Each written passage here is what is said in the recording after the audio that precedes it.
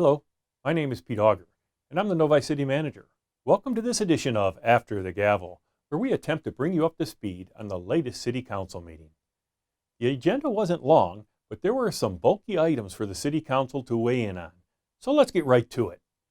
The first action item was for the City Council to decide on the Fifth Amendment to the previously approved Conditional Agreement of Purchase and Sale of North Grand River City property, which is located north at Grand River Avenue and east of Town Center Drive, known as Sakura. There are actually many moving parts to this development, and the government shutdown of our economy has made it even more challenging. Two large legal items are being discussed, and they often get intermingled. The first is the property purchase itself by the developer, and the second is the rezoning utilizing the planned rezoning overlay process. Sounds easy enough, right? Well, nothing is ever that easy. There was a good, robust exchange of thoughts, ideas, and feelings about almost every aspect of this project. But in the end of the discussion, the City Council granted the extension for the developer to purchase the property. Now it's up to city staff and the developers to hammer out the purchase agreement. Stay tuned for more on this to come. The second item was consideration of Zoning Ordinance Text Amendment to amend the landscape standards and modifications of the Landscape Design Manual in order to update and revise the landscape plannings and buffering requirements of our zoning ordinance.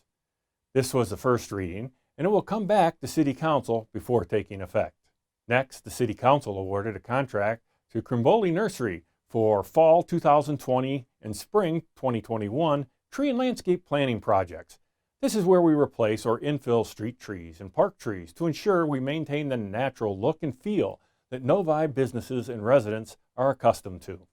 Nearly 1,800 trees and shrubs will be installed in city rights-of-way and parks under this contract. At around $294,000, this contract is a bit higher than normal. This is due to the backlog of planned plantings because we lost our spring planting this year to the governor's forced COVID-19 shutdown.